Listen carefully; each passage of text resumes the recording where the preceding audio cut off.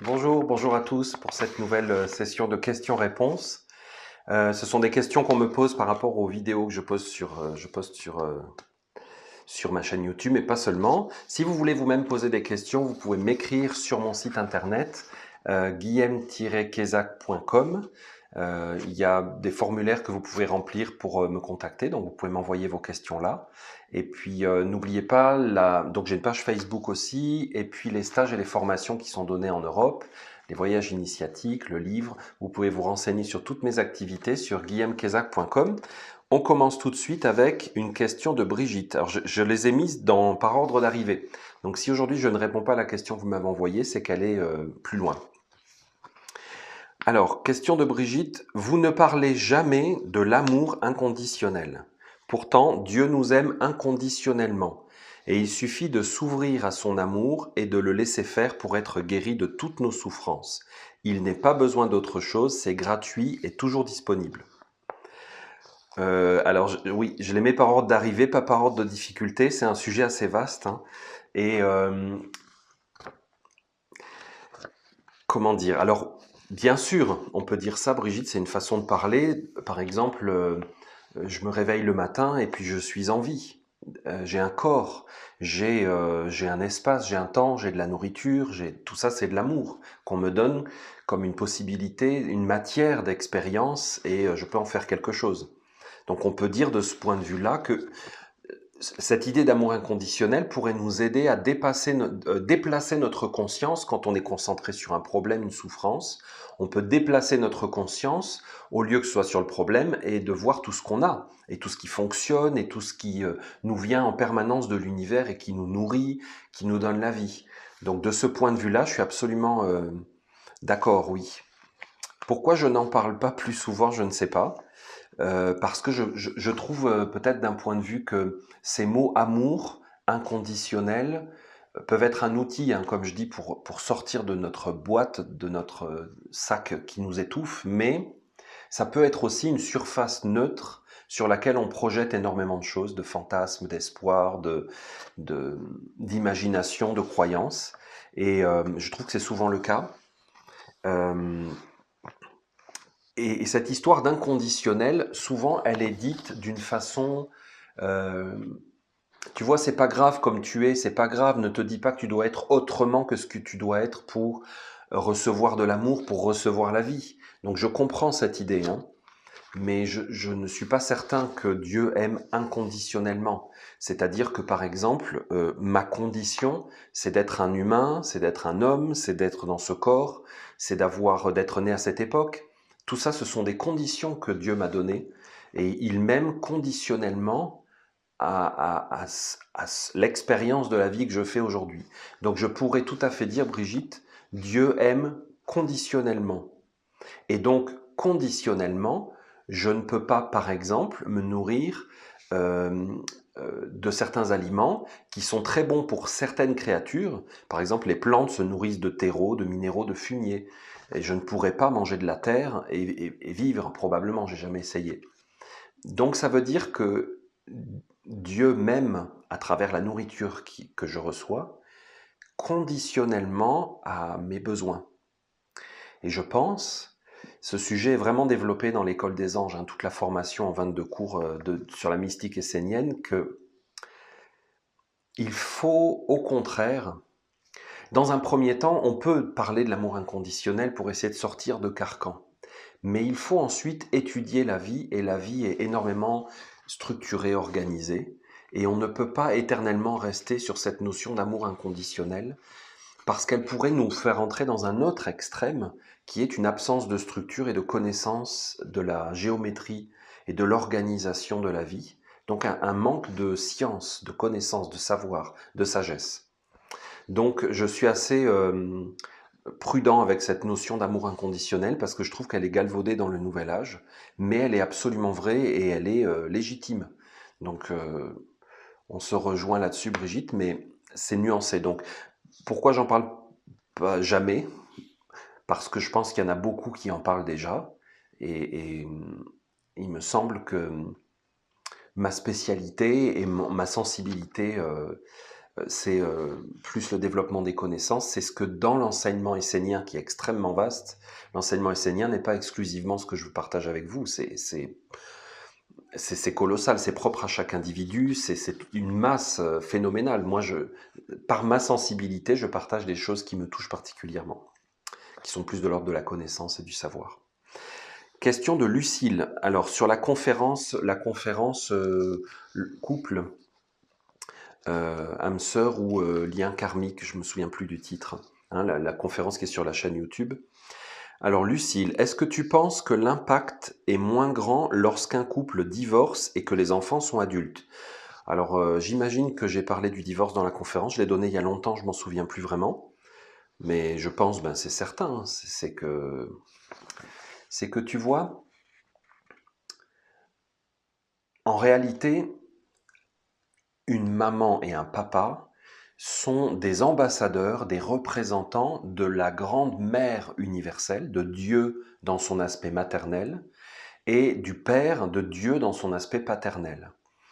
Et s'ils comprennent qu'ils sont comme des représentants, des intermédiaires, pendant le temps qu'ils ont Dieu enfant avec eux, eh bien, ils comprennent aussi que lorsque l'enfant grandit, euh, l'enfant, normalement, devrait comprendre que ses parents n'ont été que des intermédiaires et des représentants, et il devrait être capable d'accéder à un lien direct et développer un lien par lui-même avec la vraie mère de toutes les mères. Ça ne veut pas dire qu'il n'a plus de maman et qu'il aime plus sa maman et qu'il n'a pas de lien avec elle, hein.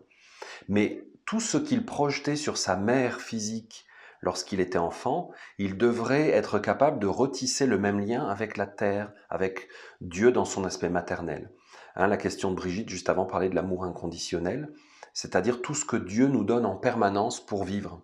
Et tout cet aspect nutritif et de construction, de prendre soin et tout ça. Et donc, lorsqu'il est grand, que ses parents biologiques se séparent, je pense que il est finalement sur un pied d'égalité avec eux. Ça ne veut pas dire qu'il a plus de lien, plus d'affection, il peut avoir de la nostalgie pour ce qu'ils ont partagé ensemble lorsqu'il formait une famille, qu'il était un enfant, mais il me semble que ça n'a absolument rien à voir. Mais rien, rien, rien à voir. Parce que lorsque l'enfant est enfant et qu'il y a une séparation, c'est une cassure entre l'esprit et la matière, entre l'aspect paternel, maternel, entre le ciel et la terre. Et je pense que ça a des conséquences beaucoup, beaucoup plus profondes, ça n'a rien à voir. Encore une fois, ce ne sont pas des dogmes, ça ne veut pas dire qu'on ne peut pas se séparer, qu'il ne faut pas divorcer, etc. Du tout. On étudie la vie comme le Bouddha en méditation, la manière essénienne, c'est d'observer la vie dans une neutralité pour laisser apparaître des choses. Et c'est tout. Alors, elle continue sur le couple, Lucille. Comment savoir lequel de nos trois centres sont émissifs et réceptifs et comment les reconnaître dans l'autre? Parce que j'expliquais que dans un couple, on a trois centres, les humains, on a trois centres principaux d'activité qui sont la pensée, le sentiment, les perceptions et les désirs, la volonté. Et qu'un homme et une femme ont des échanges à ces niveaux-là et qu'il y a des centres émissifs, réceptifs. Ça, Lucille, ça dépend vraiment des personnes, vraiment. Je vais donner un séminaire à Guérir son couple, il me semble que c'est au mois de novembre. Vérifiez sur le calendrier de mon site, en Suisse et à Montpellier en France. Ça dépend vraiment des personnes et comment les reconnaître dans l'autre, en fait, c'est hyper simple. C'est qu'il faut d'abord que tu les perçoives en toi. Lorsque tu les as perçus en toi, naturellement, tu les vois dans les autres. C'est comme si tu ouvres tes propres yeux, tu vas voir les yeux des autres, tu vois. Si tu entends des sons, tu vas entendre les sons des autres, etc. C'est très simple, c'est pas du tout une théorie, hein. Question de Sébastien. Je pense qu'avec ma compagne, nous sommes victimes de la magie noire de mon ex régulièrement. Sébastien, tu n'es pas le seul. Par exemple, ma femme qui perd toute son énergie depuis notre début de relation, alors qu'elle n'a que 35 ans et très dynamique et en bonne santé. Nous avons des visites d'entités noires constamment qui nous perturbent beaucoup. Avez-vous, s'il vous plaît, une proposition ou une méthode afin de contrer ces énergies négatives? Alors Sébastien, c'est une question qui est assez vaste. Je t'invite vraiment à regarder la conférence que je donne sur ma chaîne YouTube sur les entités spirituelles, parce qu'elle Elle répond en grande partie à cette question. Maintenant, pour ce qui est de contrer, si tu veux, moi je pense, je perçois, j'apprends que l'univers est organisé, qu'on ne vit pas du tout dans un chaos ou un hasard ou un Big Bang. Euh, Comme il est dit à la fin de la Genèse, quand Dieu a créé le monde, il regarde la création et il voit que tout est bien. Ça veut dire quoi? Ça veut dire qu'il y a une structure et une organisation qui prédominent et qu'il y a un espace pour toutes sortes d'expériences. Et donc, si tu expérimentes des choses qui sont souffrantes, disharmonieuses, c'est que tu n'es pas au bon endroit de ta vie, au bon endroit de ton être. Et que peut-être qu'il y a des choses que tu as faites, mal faites. Et si tu fais quelque chose de mal, si tu veux, la loi, l'harmonie de l'univers, c'est que tu as un lien avec cette chose. Si tu fais une chose de bien, tu as un lien avec cette chose. Donc tout va être dans la question des liens et des relations. Donc clairement, là, tu as une relation qui n'est pas finie, et ça peut être simplement à l'intérieur de toi, ça peut être à l'intérieur de ta nouvelle partenaire, mais ça peut être aussi effectivement à l'intérieur d'une autre personne, parce qu'il y a une dette, il y a quelque chose qui n'est pas réglé, ou il y a une dette qui est en train d'être produite. Donc moi, je crois beaucoup à l'étude comme principe de libération, sinon on rentre dans des superstitions ou une spiritualité allopathique, c'est-à-dire que tu fais quelque chose pour avoir un remède, un soulagement immédiat. Hein, c'est un Doliprane, un Tylenol instantané, un Advil. Mais dans le fond, tu règles pas le problème. Et moi, le fondement de ma démarche, et c'est pour ça que j'aime l'enseignement essénien, c'est qu'on va chercher l'origine de l'origine de l'origine de l'origine des choses. Et à chaque fois, ça te rapproche de ton propre centre. Ouais. Je pense à la formation mandala de guérison parce que dans la formation mandala de guérison, on parle énormément de la roue médecine qui est le principe du mandala, c'est-à-dire que le mandala avec le centre et les espaces concentriques successifs qui vont vers la périphérie, c'est toi, c'est ta vie, c'est ton être. Et j'explique dans la formation comment on crée des mandalas parasites, des roues médecine parasites qui détournent des énergies et qui deviennent des vampires d'énergie. Et comment tu peux faire pour te recentrer et te dégager de ces forces. Et moi, je pense que dans ton cas, je pourrais très bien te dire, alors, tiens, envoie-moi 1 000 € et puis je t'envoie un petit pentacle magique et puis un sachet de poudre de perlimpinpin. Et ça pourrait tout à fait fonctionner, hein. Les bons magiciens savent faire ça. Mais je ne crois pas à ces méthodes-là parce que tu as l'opportunité ici, vous avez l'opportunité ici de faire une vraie expérience d'éveil, de compréhension, de maturation, de croissance profonde. Donc parfois, tu peux très bien utiliser la spiritualité, la magie et tout ça pour zapper une opportunité. Alors ça t'apporte sur le moment un soulagement immédiat comme un Advil, mais peut-être que tu ne reçois pas réellement le message. Je ne veux pas dire qu'il ne faut pas prendre d'Advil par exemple, parce que quand on est en souffrance, je trouve que la morphine est probablement très agréable. Mais dans un cas comme celui-là, moi je trouve que ça ne serait pas une vraie solution à long terme. Question de Jules. Que penses-tu des vidéos qui appellent à l'action, agir ou subir? Le choix, c'est maintenant. Tu ne passeras pas, entre guillemets, etc. Alors, il m'écrit ça dans tout un message.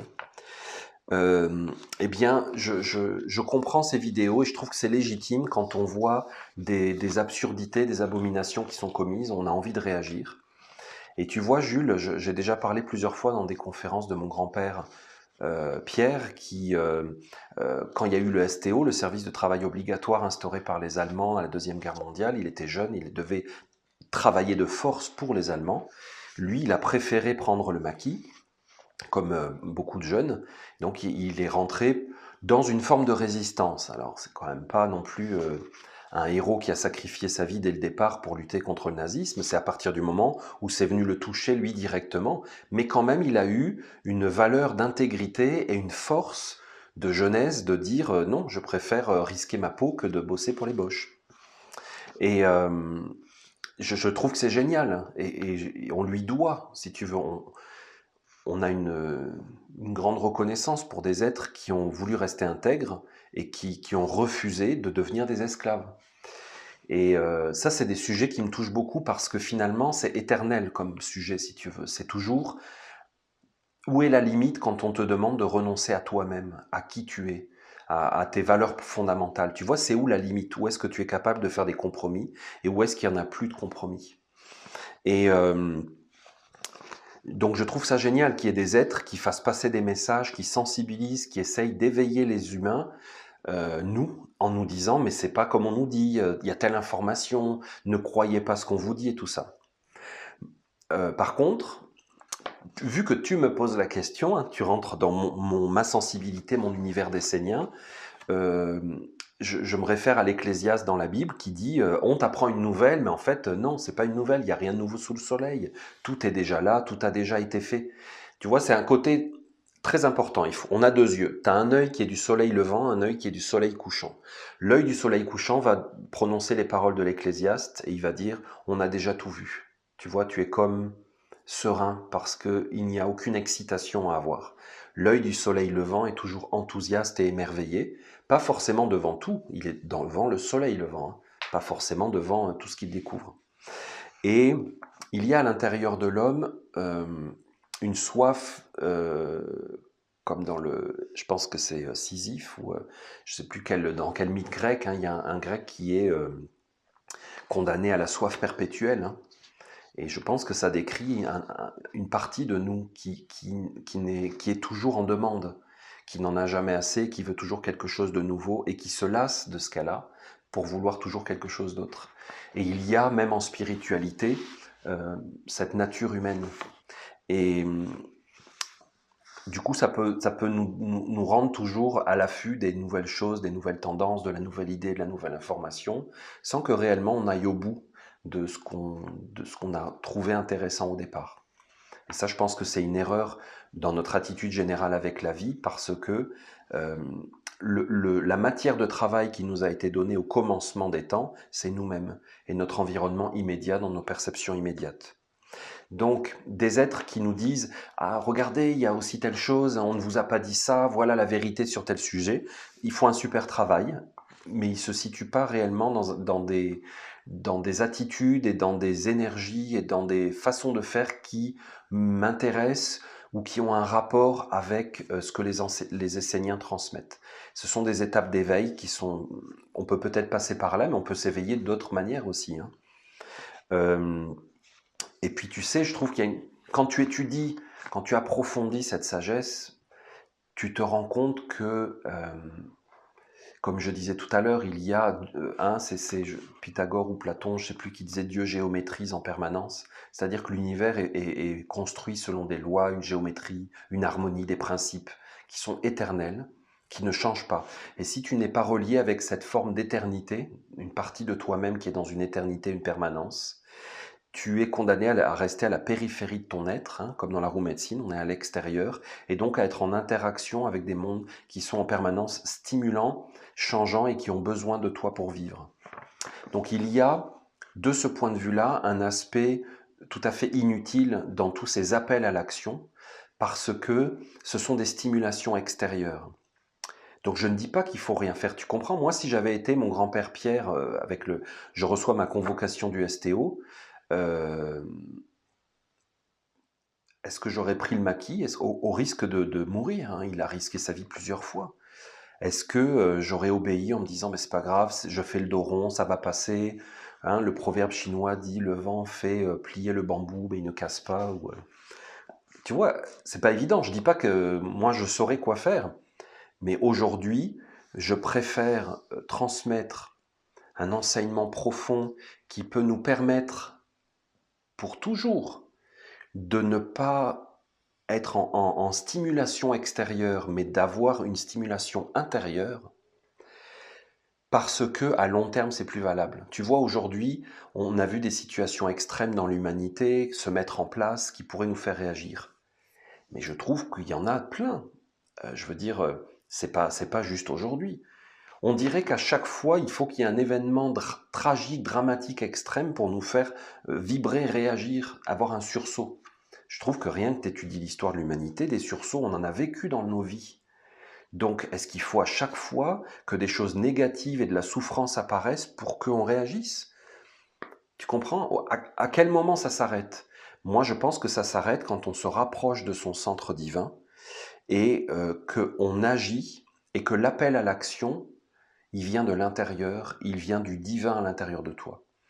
Et tu vois, Jules, le divin va t'appeler à l'action selon ta mission de vie, à toi, à l'intérieur de toi, et pas à l'extérieur nécessairement.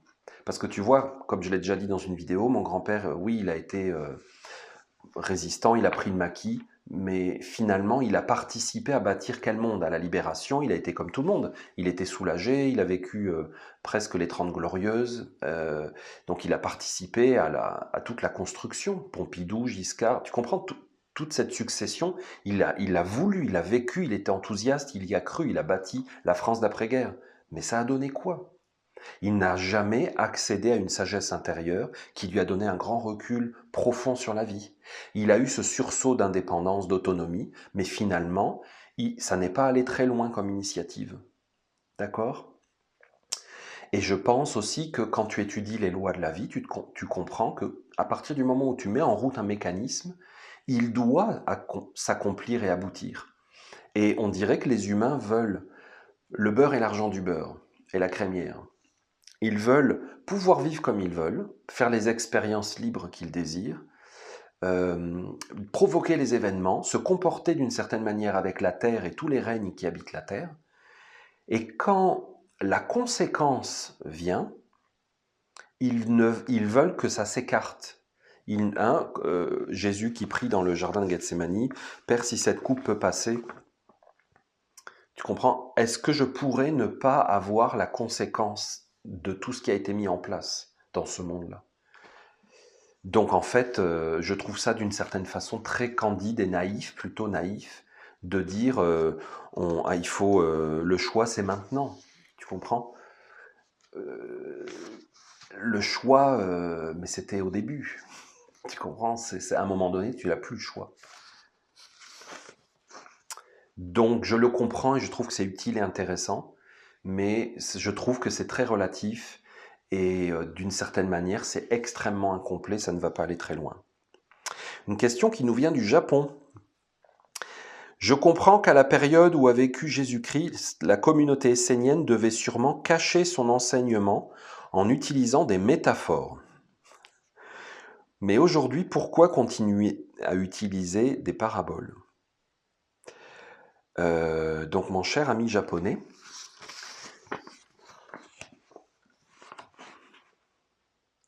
ça n'a rien à voir avec l'époque. Et à l'époque de Jésus déjà, il y avait et un enseignement ésotérique, c'est-à-dire interne, intérieur, intime, et un enseignement exotérique, extérieur. Ce n'est pas du tout pour faire une distinction et pour se la péter en disant nous on est ésotérique, on en sait plus que les autres qui sont exotériques et tout ça, pas du tout. Du tout. C'est simplement que quand tu es un vrai éducateur, un vrai enseignant, un vrai transmetteur, tu as un énorme respect pour ton élève et pour la personne qui reçoit l'information. Et donc, par exemple, Jésus enseignait en fonction des êtres qui étaient en face de lui. Tu vois, quand il parle au Sanhédrin, il se fout de leur gueule ouvertement et il les traite comme des minables, il les insulte. Lisez les évangiles, hein. Ça a été un peu lissé et verni, mais il chasse les marchands du temple. Et quand il parle à des êtres qu'il rencontre comme ça et qui lui posent quoi comme question? Comment moins souffrir? Comment je peux m'éveiller? Comment je peux trouver la force de passer à l'action? Tu comprends? Eh bien, il leur répond selon ce qu'ils sont capables de contenir. Ça me ramène à la question de Brigitte sur l'amour inconditionnel. Tu dois aimer les êtres conditionnellement, pas inconditionnellement. C'est irréfléchi de dire ça. Pas conditionnellement à toi-même selon tes conditions pour faire du chantage. On dépasse tout ça. Tout ça, allez voir des spécialistes en communication non violente si vous voulez parler de ça. Tu dois aimer les êtres conditionnellement à ce qu'ils sont capables de recevoir selon toi et à ce que tu es capable de donner. Sinon, tu rêves en couleur. L'amour inconditionnel, alors deviens le soleil. Et après, tu vas faire quoi? Mais tu vas tout détruire. C'est complètement ridicule. Tout est conditionnel. Donc, les paraboles, ce ne sont pas du tout des façons de cacher. Hein. Tu vois, le mot latin révéler est très intéressant. Révélare, ça veut dire montrer et recouvrir d'un voile. Moi, j'aime beaucoup ce mot. Tu révèles, c'est-à-dire qu'en réalité, l'être à qui tu transmets un enseignement, une idée, un concept, un ressenti que tu as, c'est très difficile, hein, on le sait en amour. On se parle, on se connaît super bien, et des fois, on ne se comprend pas vraiment. C'est difficile des fois. En parlant, tu révèles ce qui est à l'intérieur de toi. C'est-à-dire que tu le montres, mais en même temps, tu le recouvres d'un voile. Il a la limite des mots que tu prononces. Si tu es au Japon, que tu parles japonais, tu as dû faire l'expérience de pas vraiment réussir à vouloir dire ce que tu voulais dire parce que les nuances de japonais, tu ne les maîtrises pas suffisamment, ou ça n'existe pas vraiment, ce concept n'existe pas vraiment dans la langue japonaise, tu es obligé de prendre plusieurs mots pour en dire un seul, tu vois. Et donc, quand le Christ parlait en parabole, il donnait en réalité une nourriture, un pain de vie à un être qui pouvait méditer sur ce pain qui lui avait été donné pendant toute sa vie. Il n'avait pas du tout caché l'enseignement, au contraire, il l'avait donné. Tu vois, je ne sais pas aujourd'hui si ça se fait encore, mais quand on disait aux enfants que les cigognes apportaient les bébés, je sais qu'après on a vu ça de façon ridicule parce que ça a été complètement ridicule. C'était devenu ridicule, tu vois. Mais dans la culture bourgeoise du 19e, bon. Mais cette histoire que ce sont des oiseaux qui amènent les enfants, c'est vrai. Et quand on nous dit un enfant vient d'un spermatozoïde et d'une ovule, c'est vrai, mais c'est tellement incomplet. C'est extraordinairement incomplet. Donc si tu crois que celui qui t'a dit qu'un enfant venait par une cigogne t'a raconté des fables, et donc t'as parlé d'une parabole, mais parce que t'étais un imbécile, pour te cacher la vérité, et que la vérité c'est que c'est un spermatozoïde et une ovule, tu perds complètement l'âme. Alors que si tu te dis, mon maître m'a transmis une image, comme un pentacle, tu vois, tu sais les pentacles magiques, là ce sont des images à méditer, comme une icône. Et je dois développer avec cette image un lien d'amour et de respect afin que cette image m'enseigne tout ce qu'elle contient comme une lame de tarot. Alors là, tu vas rentrer dans le trésor et tu auras énormément de gratitude pour le maître qui t'a transmis une parabole. Parce qu'il t'a donné un pain de vie qui peut te nourrir pour des vies et des vies et des vies. Il t'a donné une clé. Donc, le deuxième point de ta question, c'est que pourquoi aujourd'hui continuer à utiliser des paraboles? Mais parce que mon cher ami du Japon, tu crois que l'humanité a changé? Tu crois qu'on est évolué? Tu crois que les choses sont différentes aujourd'hui? Mais absolument pas. Qui te dit ça? Wikipédia? L'Encyclopédia Universalis? Absolument pas. Et aujourd'hui encore, il faut transmettre l'enseignement à la mesure de ce que tu es capable de recevoir, de percevoir, d'accueillir, de digérer. Tu vois, l'enseignement, si Jésus a parlé du pain, c'est qu'il y a définitivement cet aspect de nutrition, de digestion, d'assimilation. Sinon, on parle de Wikipédia, de connaissances intellectuelles et mentales. On vit dans une époque où plein de choses ont été révélées. Tous les rituels sont révélés dans les bouquins, on a accès à plein de choses. Et alors, tu trouves que l'humanité est mieux? Tu peux très bien tout lire et ne rien comprendre, que ça ne touche pas ton intérieur. Il y a un art de transmettre.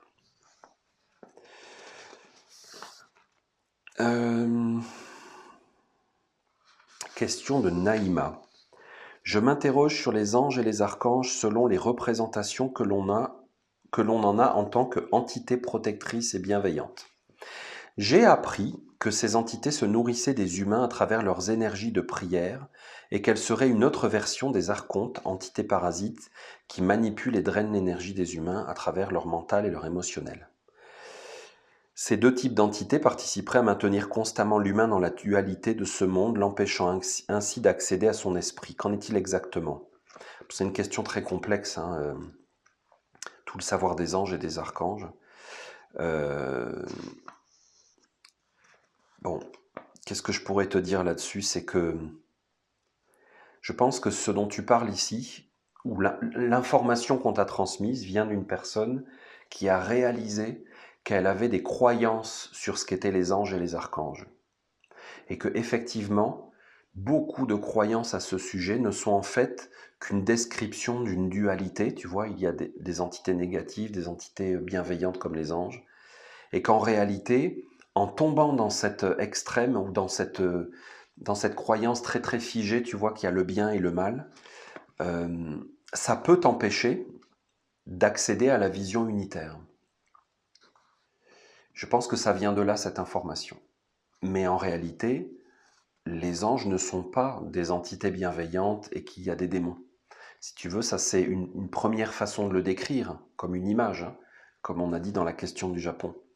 Mais effectivement, la réalité angélique, elle est nécessairement neutre, sinon elle ne serait pas. Elle serait en constant devenir. Donc, du point de vue essénien, l'ange est une forme d'existence impermanente, universelle, éternelle, donc absolument pas dans la dualité, c'est impossible. Par contre, ce que j'aime beaucoup dans ce que tu dis, c'est que quand tu dis j'ai appris que ces entités se nourrissaient des humains à travers leur énergie de prière. Alors ça, c'est vraiment un point intéressant, c'est que tu vois quand tu pries et que tu dis oh Dieu, oh la Sainte Vierge, oh Jésus, Seigneur, tout ça. En fait, quand tu pries, tu projettes ton espoir, ton manque, et tu le présentes à une forme d'existence qui pourrait le remplir, qui pourrait répondre, hein, on dit répondre aux prières, qui pourrait remplir ton vide. Mais comme j'ai dit que l'amour est conditionnel, Dieu nous aime conditionnellement, ce qui va remplir ton manque est nécessairement une forme d'énergie en correspondance avec ton manque. Tu comprends, si tu pries Dieu pour gagner au loto, je ne pense pas que ta prière aille vers vraiment Dieu, le Dieu absolu, au-delà de tout non manifesté. Ça va aller vers, dans le fond, ça va s'agglutiner à tous les êtres qui prient pour gagner au loto. Si tu pries pour gagner au loto, tes prières vont s'accumuler à tous les êtres qui veulent gagner au loto. Et qui est l'être du loto, qui dispense le gros lot, et qui fait des publicités, qui vit, et qui fait rêver les humains? Eh bien, le Dieu que prient les humains quand ils veulent gagner au loto. Donc, d'une certaine manière, je sais que je ne vais pas me faire des amis, mais quand on fait des méditations pour la paix, c'est très relatif. Où vont nos énergies? C'est très relatif. Parce que si tu vis d'une manière inique, disharmonieuse, destructrice, source de conflits, que tu alimentes un gouvernement, par exemple, je sais qu'en France, on travaille du 1er janvier au 30 juillet pour payer les taxes et les impôts.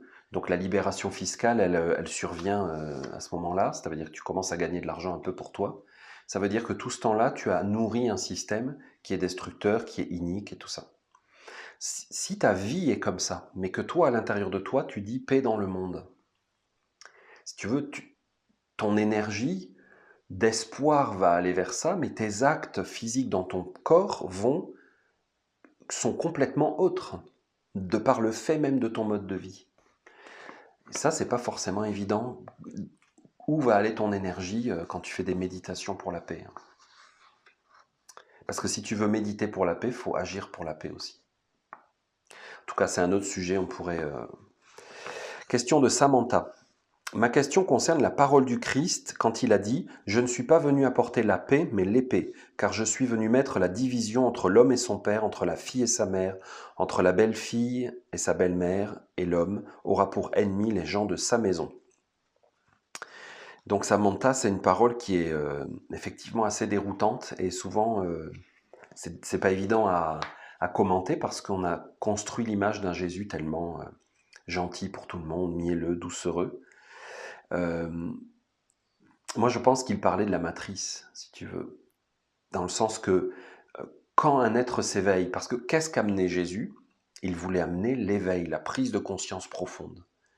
Donc, quand tu t'éveilles, que tu as une prise de conscience profonde, tu t'aperçois que tu as été élevé dans un système de croyances qui gère et utilise l'humanité et que on t'a pas forcément appris à être qui tu es toi-même vraiment, mais à fonctionner dans un système. Et donc, nécessairement, tu vas remettre en question tout ton cadre de vie et les personnes qui t'entourent et qui vivent dans ce cadre. Donc il n'est pas venu apporter la paix dans le... Tu vois, peut-être qu'il répondait à quelqu'un, hein. C'est ça le problème souvent des paroles, c'est qu'elles ont été vraiment extraites, remélangées, ils ont fait des copier-coller, il manquait des morceaux, ils ont rajouté des liaisons, c'est pas évident à décrypter. Mais moi je pense qu'il parle de ça. Parce que quand tu suis un processus d'éveil, eh bien, il y a des moments où c'est pas la paix. Si tu veux, il y a un proverbe essénien qui dit « Le Saint-Esprit console les méchants et il consume les gentils, les justes. » C'est bizarre, hein? C'est qu'en fait, quand tu t'approches du divin, tu viens une forme de consommation. Non pas que tu vas dire s'approcher de Dieu, c'est souffrant, c'est difficile, c'est terrible, tu vois, c'est des déchirures. C'est pas un culte de la souffrance et de... Tu comprends, on n'est pas dans un club SM, hein. Mais l'éveil et la lumière ne révèlent pas forcément que tu es dans un état intérieur de clarté, de beauté, d'harmonie, mais ça peut révéler des choses qui sont non désirables pour la vraie évolution de ton âme. Question de Carole. Qu'est-ce que l'aura? L'aura est-il forcément un halo de lumière colorée entourant chaque personne? Pas du tout, ma chère Carole. On a eu récemment une démonstration de l'aura du gouvernement mondial. Et l'aura du gouvernement mondial se répand et fait que toutes les nations obéissent au doigt et à l'œil et adoptent instantanément des politiques communes et des ordres communs. Quand tu regardes, tu vas dans un match de foot, ça ne m'est jamais arrivé, mais tu regardes à la télévision quand ils font la hola dans des grands stades et tout ça, tu as une aura. Tu es dans une aura collective qui se communique. Parce que tu as même des gens qui vont au match comme ça, juste comme ça, qui accompagnent un ami, puis au bout d'une demi-heure, ils se retrouvent à hurler, tout ça, quoi. Tu rentres dans une aura. Et quand on va dans un concert, on va faire une expérience d'aura. Donc l'aura, je trouve ça dommage qu'il ait été décrit par des clairvoyants dans des livres avec force, autorité et des propos péremptoires comme ça, que l'aura, alors l'aura violée veut dire ça et tout ça. Je pense que c'est complètement faux. Je pense que c'est la perception de cette personne qui peut témoigner qu'effectivement, quand il voit une aura de telle couleur, il voit telle couleur, ça correspond à telle chose. Mais en réalité, c'est juste une perception sensorielle comme les autres. Ça n'a absolument rien d'extraordinaire. Il ne faut pas chercher ces choses-là d'ailleurs. Je ne vous le conseille pas. Je te conseille, Carole, d'apprendre. Ça, c'est des techniques esséniennes qu'on développe dans les méthodes, dans l'école essénienne. C'est que tu apprends à écouter ce qui est dit derrière une parole prononcée. Tu t'entraînes. Et en fait, ce que tu fais quand tu fais ça, c'est que tu développes ton sens de l'ouïe. Le tien, ton sens à toi. Et ensuite, dans un son, dans une parole, tu es capable d'entendre l'énergie contenue à l'intérieur, l'intention profonde. Pareil avec les yeux, les gestes et tout ça. Et ça, ce sont des sens qui sont complètement naturels et qu'on a tous à portée de main. Et donc, tu peux percevoir l'aura de quelqu'un rien qu'à le voir marcher. Et t'as pas besoin de voir de couleurs. Si tu vois des couleurs naturellement, c'est que tu es comme ça. Donc, tu peux développer ton sens, l'affiner. Mais si tu veux, c'est comme si je te disais, j'entends des sons. Et que tu me disais, oh, c'est génial, et ben, il faut que tu écoutes des sons toute la journée, puis il faut que tu entendes des sons extraordinaires et tout. Je finirais par rendre malade mon sens de l'ouïe. Tu vois, au contraire. Si tu entends, eh bien, cultive le silence, écoute le silence, c'est ce qu'il y a derrière. Et quand tu perçois le silence derrière une parole prononcée, tu as accès à l'être réel qui parle à travers une personne. Donc, non, l'aura n'est pas du tout un halo de lumière, forcément. Il y a 1000 façons de le percevoir. Et qu'est-ce que l'aura? Oui, excuse-moi, la première partie de la question, qu'est-ce que l'aura? Eh bien, c'est l'être. C'est l'être.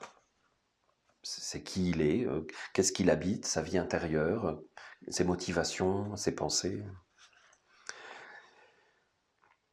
Tu vois, dans la roue médecine essénienne, ça correspondrait à, tu vois, le cercle périphérique, c'est le corps physique, et bien tout ce qu'il y a à l'intérieur, c'est l'aura.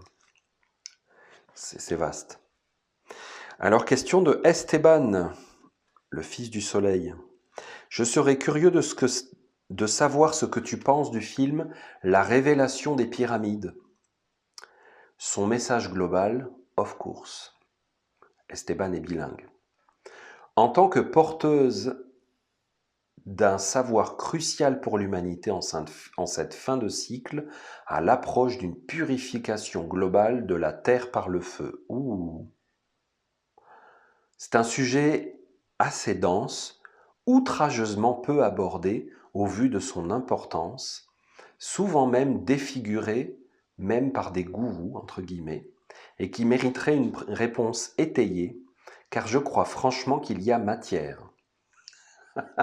J'aime bien comment tu poses tes questions, Esteban. La révélation des pyramides, il me semble que j'en ai vu un petit peu, c'est une tentative de traverser le voile de ce qu'on nous impose comme une science. Tu vois, c'est toujours pareil. Tu vas dans Wikipédia et tu as ce qui est officiel et accepté par le système. Et donc, par exemple, tu as la science et les pseudo-sciences. Ça veut dire ce qui ne sont pas... C'est comme en religion, tu as les religions, hein, le Conseil national des religions en France, par exemple, c'est les religions. Et tu as les sectes, c'est les autres. Eh bien, les pseudo-sciences, c'est les sectes. Voilà, ça veut dire elles sont indésirables et ridicules et dangereuses. Et je pense que la révélation des pyramides, c'est une tentative de refaire des liens pour retrouver un sens dans ce qu'on a sous les yeux en Égypte. Maintenant, je ne pense pas que j'adhère à tout le message. Si tu veux, science ou pseudo-science, religion ou secte, l'important c'est d'accéder à l'information intérieure, au vécu. Donc tu vois, d'un certain point de vue, je pourrais te dire, Esteban, ne cherche pas à l'extérieur le sens de la pyramide. Parce que même du temps où la pyramide était vivante et activée par des êtres qui savaient ce qu'ils faisaient, la chute de la pyramide, ça a été quand le savoir a commencé à être extérieur et qu'ils n'ont plus eu accès au savoir intérieur. Donc il ne sert pour moi, non j'exagère, ça ne sert pas à rien de regarder des choses comme ça et d'essayer de faire des liens et de se nourrir. Mais si tu veux, ça reste extérieur. Si tu ne perçois pas la pyramide à l'intérieur de toi, si tu ne sais pas ce que sont ces 4 directions, ces 4 faces, si tu n'as jamais atteint le pyramidion ou qu'au moins tu n'as pas parcouru cette direction ascendante qui unifie, si tu n'as pas compris les mystères de la base, tu comprends? Et alors? Donc tu vas aller soit en science, soit en pseudo-science.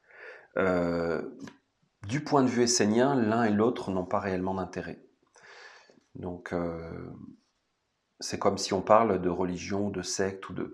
On va rentrer dans des querelles stériles, ça n'a aucun intérêt. L'important, c'est toi, c'est ta vie, c'est ce que tu réussis à faire. Donc tu vois, les pyramides ont été faites pour conserver une mémoire sur la Terre, parce que lorsqu'il y a un objet, tu conserves la mémoire énergétique qui va avec. Et je pense que c'est ça qui est intéressant et qui est important. Et de mon point de vue, l'enseignement essénien d'aujourd'hui, c'est la manifestation actuelle de l'enseignement des pyramides et de l'Égypte. Pour moi, c'est clair comme de l'eau de roche. Je connais assez bien l'égyptologie et je me retrouve totalement. On pourra en parler, il faudrait que je vous fasse des stages là-dessus, c'est super intéressant. Vraiment. D'ailleurs, oui, je le prends souvent comme référence dans les formations. Question de Music Man. Dieu est-il un esprit? Selon le livre des esprits d'Allan Kardec, les esprits nous renseignent sur Dieu. N'y a-t-il pas beaucoup d'incertitudes à ce sujet? Mais ce serait logique. À notre niveau, comment peut-on appréhender ce qu'est Dieu? Donc, je te ramène encore sur la conférence sur les entités spirituelles. C'est qu'Allan Kardec, c'est un très grand médium qui avait une capacité de communiquer avec les formes de vie mémorielles. Si tu veux, les dégâts que ça a fait, le spiritisme, je comprends que les religions aient lutté contre. Bon, elles voulaient garder leur gamelle, leur réserve d'âme. Mais au-delà de ça, je comprends, si tu veux, l'idée que quand tu amènes les hommes vers des communications avec des entités comme ça, tu les distrais de la réalité de leur vie quotidienne, en partie. Je ne dis pas que c'est tout ce qui se passe. Je ne... Tu vois, moi-même, le premier livre que j'ai lu consciemment quand j'étais au collège, je pense, c'était L'invisible nous parle, d'une médium qui parlait avec des entités et qui expliquait, ben, on se réincarne. Bon. Donc ça m'a servi, hein. Ça a été, pour moi, ça a été une marche. Tu comprends? Mais en réalité, qu'est-ce que ça a fait? Ça a fait résonner quelque chose que j'avais déjà en moi et ça l'a réveillé. Tu comprends, l'extérieur, c'est comme les pyramides, hein, dont parlait Esteban. Les pyramides ne peuvent que éveiller l'intérieur. L'histoire des esprits d'Alan Kardec ne peut servir en réalité qu'à te réveiller quelque chose qui a déjà à l'intérieur de toi et qui va t'amener beaucoup plus loin.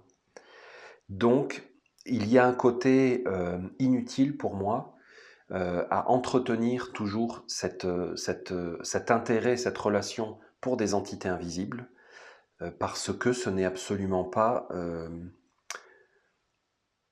c'est mon point de vue, hein. Je comprends, et ne me faites pas de commentaires si vous ne partagez pas mon point de vue. Je respecte votre point de vue et votre expérience. Et vous pouvez me dire, moi, c'est le contraire, c'est génial, c'est super. Il n'y a pas de problème, je vous crois. Je parle de moi, puisque c'est ma vidéo. Je ne vois pas l'intérêt de ça. Et donc, qu'une entité te parle de Dieu, ça n'a pas plus d'intérêt que si un ami, un compagnon sur le chemin, quelqu'un que tu rencontres, tu pars en voyage et tu rencontres quelqu'un dans une autre culture aussi, il te parle de sa relation au divin et de sa perception de ce que c'est le divin. Tu comprends? Et moi, je préfère qu'on se parle entre êtres vivants sur la Terre dans le même plan. Je pense que c'est plus sain. Parce que si une entité te parle, si tu veux, une entité, elle va avoir une forme d'autorité qui est très très facile. C'est vraiment l'histoire du magicien d'Oz, hein. Tu sais, Dorothée, elle rentre dans un autre monde, il y a le magicien d'Oz, et à la fin, elle s'aperçoit que c'est un petit bonhomme qui parle derrière une trompette, là, une corne, et qui a une grosse voix, mais en réalité, il est tout petit, il a une petite voix. C'est que l'invisible peut sembler beaucoup plus extraordinaire et merveilleux. C'est toujours les gens qui prennent des distances, qu'on voit jamais, et puis qui semblent tellement géniaux, mais c'est parce que tu les connais pas. C'est ce qu'on a voulu faire de Jésus aussi. Tu comprends? C'est Voilà, moi j'aime bien voir un être, comment il vit, comment il est, et voir si ce qu'il dit, ce qu'il pense, ce qu'il professe, eh bien, il en est à la hauteur.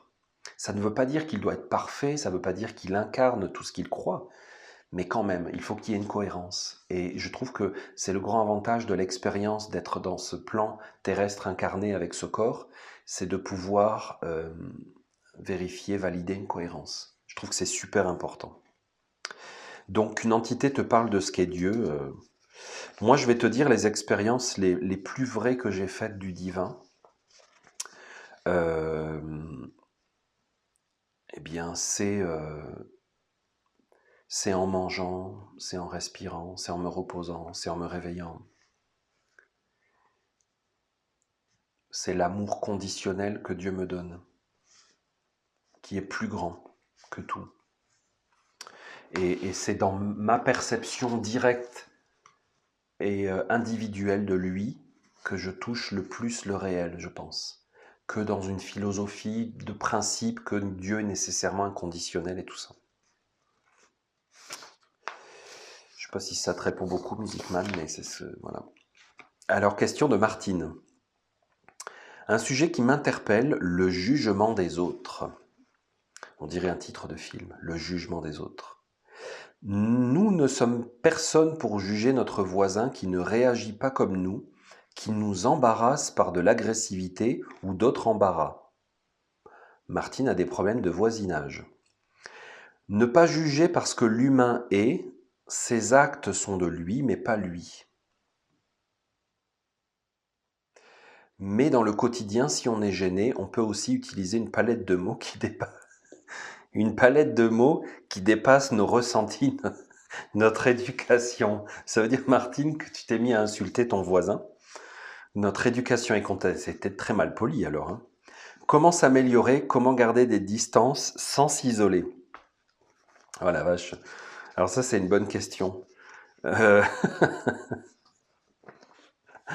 Alors déjà, tu sais, j'avais dit dans une vidéo que peut-être tu vis pas sur la bonne planète, hein. Au bout d'un moment, si tu es entouré de cons, bah, tu changes, hein. Ou alors, tu as vraiment une raison particulière de rester, mais moi, je crois à ça. Au bout d'un moment, tu fous le camp. Parce que sinon, tu vas passer ta vie à être en réaction, et puis ça ne sert absolument à rien. Ils sont cons parce qu'ils ne te correspondent pas à toi, mais en réalité, ils sont très bien. C'est des gens super sympas et ils vivent leur vie. Tu comprends? C'est l'incompatibilité vibratoire qui crée ces problèmes-là. C'est tout. Donc, qu'est-ce qui te fait croire que tu dois absolument être là et rester là et les supporter ou les... Moi, je réglerai les problèmes comme ça, personnellement, hein. D'ailleurs, c'est ce que je fais en général dans ma vie. Parce que, si tu veux, tu as deux possibilités. Soit tu penses que tu peux, parce qu'il faut que tu rétablisses un dialogue. Par exemple, dans ton boulot, il y a des collègues avec lesquels tu t'entends pas, vous n'avez pas les mêmes façons de faire et tout, mais en même temps, vous n'avez pas le choix. On est comme dans un bateau ensemble, hein. On est marin et vogue la galère. Donc à ce moment-là, il faut trouver des compromis et puis il faut prendre sur soi. Mais si tu veux, on a un intérêt commun. Il faut trouver, les deux parties, un intérêt commun supérieur à chacun de l'autre, à chacun des deux. Et à ce moment-là, tout le monde est capable de faire des efforts pour l'intérêt commun. Mais s'il n'y en a pas, ben, je vois pas pourquoi tu dois endurer, hein. Parce que ça te décentre. Et c'est ça. Donc on n'a pas à juger qui que ce soit. Moi, tu comprends, il faut toujours savoir que c'est par rapport à toi que ça marche pas, mais c'est pas un jugement absolu. Là. Comment il s'appelle, Héraclite, qui était assez sombre, le grand, le mystérieux, hein, le Héraclite d'Éphèse, disait: les porcs dans la boue éprouvent du plaisir. Si tu veux, c'est intéressant, c'est parce que est-ce que c'est mal? Et est-ce que ce sont des porcs? Est-ce que ce sont des porcs? Est-ce que tu comprends? Qui tu es toi pour regarder la façon de vivre d'une autre personne qui ne te correspond pas, qui n'est pas de ton monde? Si tu dis les porcs dans la boue éprouvent du plaisir, ça veut dire que toi tu es quoi alors? Et pourquoi tu regardes ces porcs? Et tu comprends? Qu'est-ce que ça va évoquer, provoquer à l'intérieur de toi comme sentiment? Est-ce que tu vas te gargariser en disant: ah, c'est des porcs, puis moi je suis pas un porc, puis eux vraiment ils ont du plaisir avec des choses complètement lourdes, avec des niveaux vibratoires très bas, comme on dit en spiritualité, tu comprends? Il a une aura tellement lourde, et toi du coup bah, tu es mieux, hein, parce que tu connais le Christ et l'aura et les couleurs. Tu n'as pas à juger quelqu'un qui n'est pas dans ton monde, sinon tu ressembles à quoi? Mais un gros lourd d'occidental qui débarque en Afrique et qui dit: mais qu'est-ce que c'est? Ces pauvres gens, ils sont des païens, ils connaissent pas Jésus et tout ça. Tu es du même niveau. Ils t'ont rien demandé, laisse-les tranquilles. Ils sont, tu comprends? Ils sont beaucoup plus... Ils sont vrais, ils sont dans leur monde. Et toi, retourne chez toi et regarde ton monde. Alors comment s'améliorer? En étant plus toi-même qui tu es et en t'occupant de tes affaires. Moi je trouve. Et garder ses distances sans s'isoler, et bien savoir qu'est-ce que tu dois partager avec une personne. Les porcs dans la boue éprouvent du plaisir, donc qu'est-ce que tu dois partager avec les porcs? Toi-même, tu es peut-être un porc par rapport à quelqu'un d'autre. Et est-ce que le porc est négatif?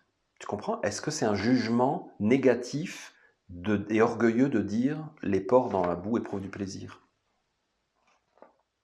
Donc c'est pas un isolement. Regarde un brin de pissenlit, une pâquerette, regarde un arbre, regarde un buisson, regarde un petit oiseau. Est-ce qu'il est isolé de toi? Est-ce qu'il te juge et est-ce que tu le juges? Tu comprends? Eh ben, il est qui il est et il fait sa vie. Et toi, tu fais la tienne. C'est la meilleure des choses. Question de Michael. Je ne connais pas toutes les technologies de Nikola Tesla. Bon, nous y revoilà avec Tesla. Mais est-ce que tu penses vraiment que sa machine fabriquant de l'énergie gratuite à toute la planète est une décadence? Si oui, pourquoi? Car moi, je la verrais plutôt vers la fin de la pollution du pétrole et autres, ainsi qu'une fin d'esclavage quotidien pour se chauffer, s'éclairer, etc., même si ça ne règle pas tout.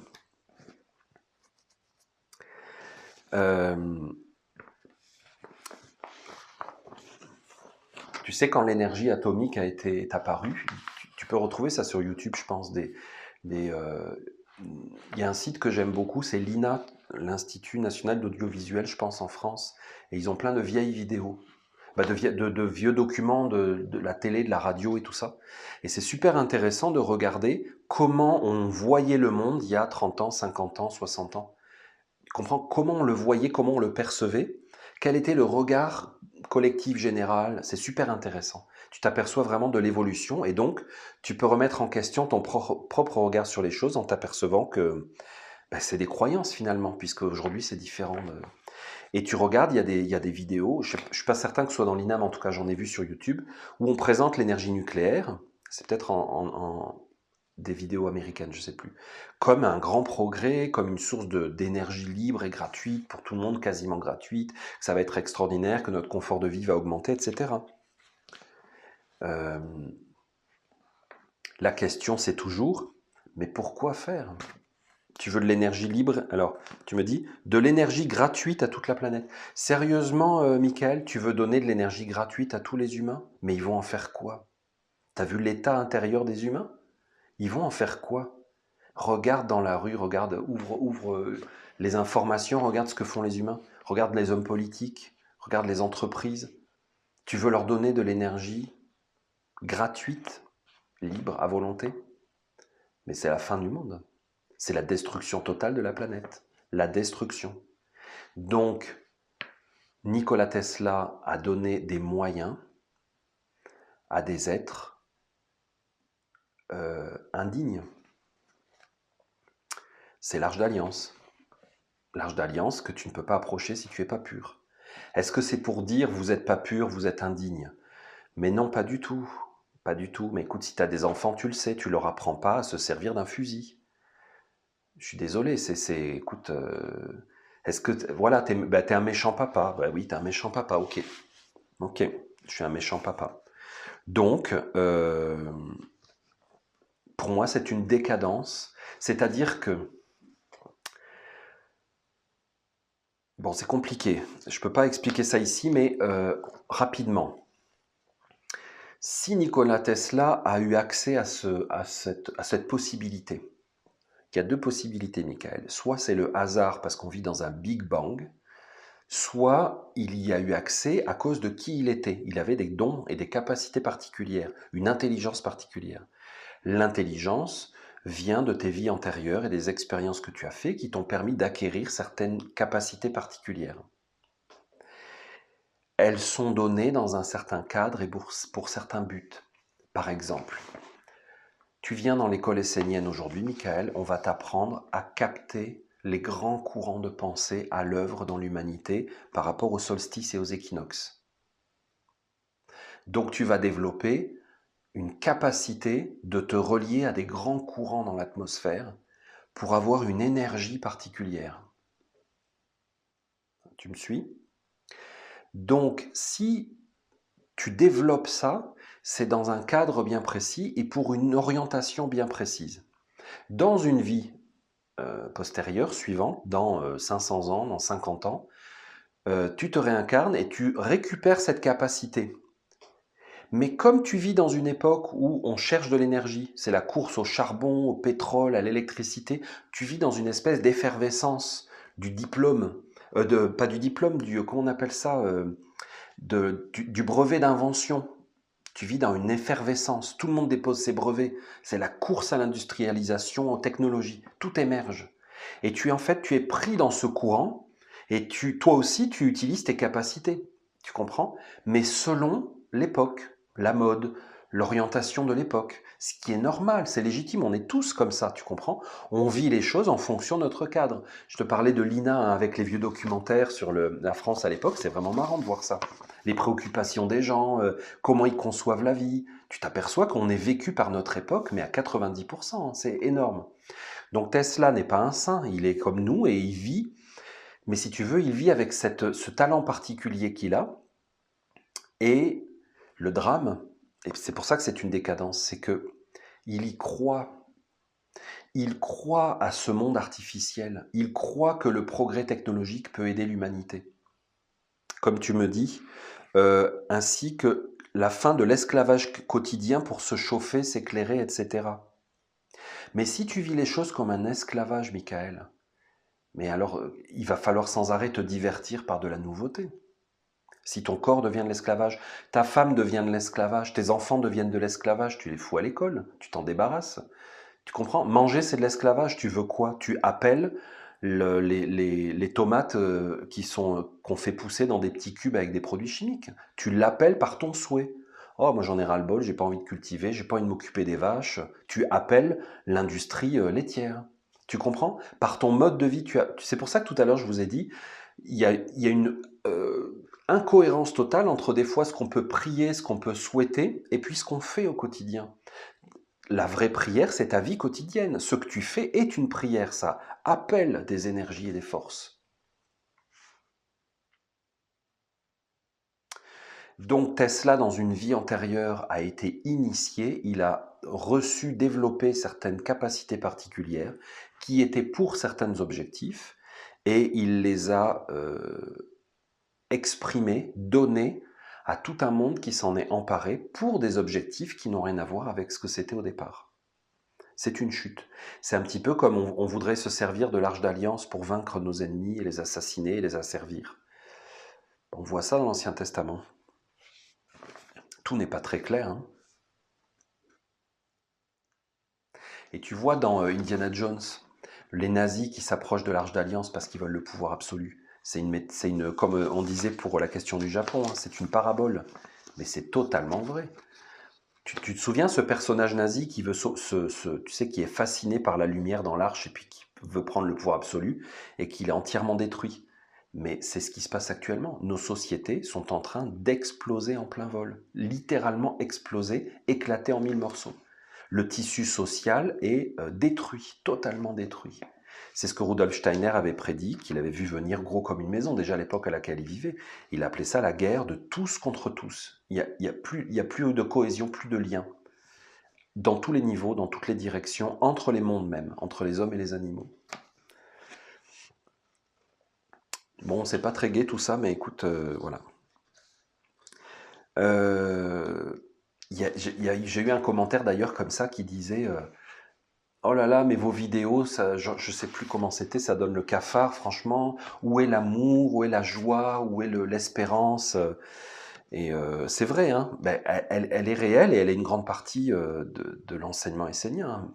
Mais c'est parce que là, à chaque fois, les questions portent sur des sujets. La joie, l'amour, l'espérance, c'est dans la nature et dans le réel. Hein. Le réel n'a pas de problème. Question de François. Comment arrêter les pensées qui ne sont pas les nôtres? Certaines personnes utiliseraient-elles notre pouvoir créateur à travers les pensées pour créer le monde qu'ils veulent voir? Ben oui. Tu m'as mis 3 points d'interrogation, François, mais oui, bien sûr. Alors, je ne connais pas les noms aujourd'hui, mais quand le présentateur de journal, le chroniqueur à la radio, il te dit une information, il veut provoquer à l'intérieur de toi des pensées. Quand on te dit c'est horrible, vous vous rendez compte ce qui se passe à tel endroit, l'injustice, et puis la réaction de la population, mais on veut provoquer en toi des pensées. Bien sûr. C'est ton pouvoir créateur. Donc, comment arrêter les pensées qui ne sont pas les nôtres? Déjà, il faut limiter tes sources d'information et te ramener au réel en te disant l'univers, la vie, le divin a organisé l'univers et la création et m'a placé ici, maintenant, dans ce monde. Mais pas le monde des médias, dans le monde immédiat dans lequel je suis, maintenant ici. Après, un autre monde m'a aussi placé dans certaines circonstances. Okay, c'est pas le divin à l'origine qui a créé tout ce que je vis maintenant. Je veux me servir de ce que j'ai sous les yeux, de mes perceptions directes, pour savoir la vie, pour comprendre la vie, pour étudier la vie. Tu vois l'idée? Et pas seulement en prenant le monde de l'homme comme référence, pas seulement en prenant tes supermarchés, tes voisins, ta pompe à essence, ton travail, ta voiture. Les choses beaucoup plus naturelles, beaucoup plus réelles.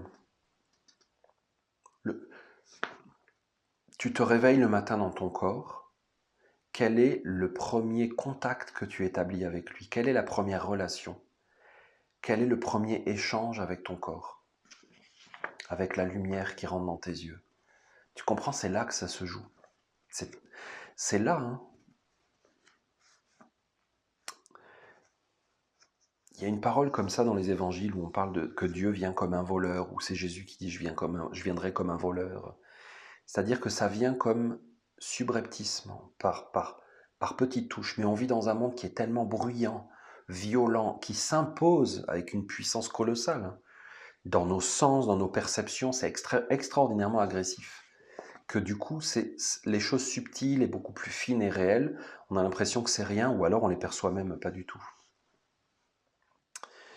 Donc, comment arrêter les pensées qui ne sont pas les nôtres? Écoute, c'est l'enseignement de la roue médecine qui est développé dans la formation Mandala de guérison. Il faut étudier, il faut comprendre, et après il faut faire des expériences intérieures, parce que quand tu as fait une expérience intérieure, tu es libre, et personne ne pourra te dire que c'est pas vrai. Vous voyez, il y a des gens qui m'écrivent et comme s'ils voulaient entreprendre un débat avec moi au sujet de l'enseignement essénien, mais moi il n'y a pas de débat à avoir, parce que ce n'est pas un débat d'idées, l'enseignement essénien. C'est une théorie scientifique qu'il faut expérimenter et vivre, et c'est tout. Et tu peux tout à fait me dire, ben moi je l'ai expérimenté et je suis pas arrivé aux mêmes conclusions, ben il n'y a pas de problème. Mais on va pas en parler, je veux dire, moi vous pouvez pas venir me voir et me dire, oui, ce que tu dis, l'enseignement, la voie essénienne que tu suis, ton organisation essénienne n'est pas vrai. Mais oui, il n'y a pas de problème, crois ce que tu veux. Tu comprends? C'est comme si, moi, tu vois, moi j'adore le sorbet de melon. Tu peux venir me dire que c'est pas vrai. Et que la crème glacée au chocolat est meilleure. Eh bien non. Mais tu as raison et j'ai raison. Donc laisse-moi dans mon monde et vis dans le tien. Ne viens pas me dire ce que je dois faire. Tu comprends, François, ça c'est des pensées. Je n'ai pas à prendre la pensée des autres. Je n'ai pas à réfléchir aux problèmes que eux me posent. Je dois méditer sur ma propre vie et sur les questions que le divin me pose à travers ma propre existence. Tu vois la super question de... comment... C'était qui? C'était... Non, c'est pas Carole. Je me souviens plus. Ah, ben c'est Martine, qui parlait de ses voisins. Hein, quand les voisins t'énervent, que tu finis par les insulter parce qu'il y a un conflit. C'est des questions que la vie te pose.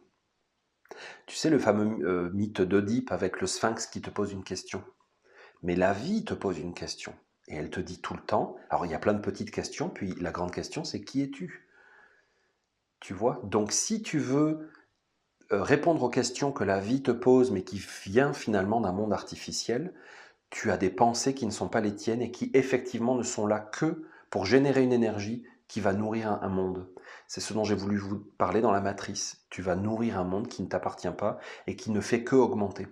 Plus tu réfléchis à un problème, plus tu l'augmentes. Donc, si tu laisses la vraie vie venir te poser tes vraies questions profondes, tu vas penser à des choses beaucoup plus intéressantes qui te concernent vraiment. Et donc, ce sera des pensées qui sont les tiennes pour de vrai. Moi, tu vois, personnellement, je me souviens, l'enseignement essénien disait je me souviens plus comment on disait, mais que... Oui, c'est ça, c'était l'idée que si tu veux, quand tu as l'impression que tu as plein de problèmes, j'ai plein de problèmes et tout ça, eh bien tu pourrais te dire, c'est une méthode en fait, une technique, tu veux, parce que tout ça c'est des questions qui viennent vers toi, comment tu fais pour ça, puis il y a ça à régler et tout. Et à un moment, je me souviens, c'était vraiment comme, ok, bah, je ne prends plus tous ces problèmes-là, mais j'en prends qu'un seul. Je veux me charger des problèmes du Christ. Et quel est le problème aujourd'hui du divin, du Christ, mettons, qui voudrait venir se manifester dans l'humanité? Quel est son problème? Et surtout le Christ qui voudrait se manifester en moi et dans ma vie. Et quand tu déplaces la problématique, tu sors de tous les petits problèmes extérieurs et tu te recentres. Bon, ça, je le développe vraiment dans le mandala de guérison, mais ça fonctionne très très bien. Donc tu vois, c'est pas question de lutter contre des pensées, tu sors ton chapelet, tu mets de l'eau bénite en disant va des rétro satanas, c'est des pensées négatives et tout. Ou alors la méthode Advil Doliprane en France, c'est la méthode New Age américaine. Tout est harmonie dans l'univers. Dès qu'il y a quelque chose, une pensée négative qui vient, tu dis non, non, tout est harmonie, pardon, je t'aime, lumière, amour. Tu remplaces le disque rayé dans ton cerveau par un autre qui est plus agréable à écouter. Ça fonctionne bien, je vous ai dit, hein, moi je suis pas contre les antidouleurs. C'est juste un antidouleur. Mais dans un premier temps, peut-être c'est bien, le temps que ça se calme, et puis après tu te mets en route pour savoir pourquoi finalement tu as ces pensées qui t'envahissent sans arrêt. Souvent, ça vient de là où tu vis, de ce que tu fais concrètement avec ton corps. Voilà, j'en ai encore beaucoup d'autres sur la liste, mais ça fait déjà longtemps que je vous parle. Merci à tous. N'hésitez pas à m'envoyer vos questions sur guillamekezac.com, sur mon site internet. Vous avez aussi la page Facebook. Et c'est ça, toutes les activités. Je viens en France, en Europe, en Suisse, à Nantes aussi. Vérifiez ça sur calendrier, sur le site guillamekezac.com, la page calendrier. Alors merci de votre attention. J'espère que ces éclairages m'auront répondu ou seront des pistes de réflexion pour vous. Et puis, je vous retrouve bientôt pour d'autres questions.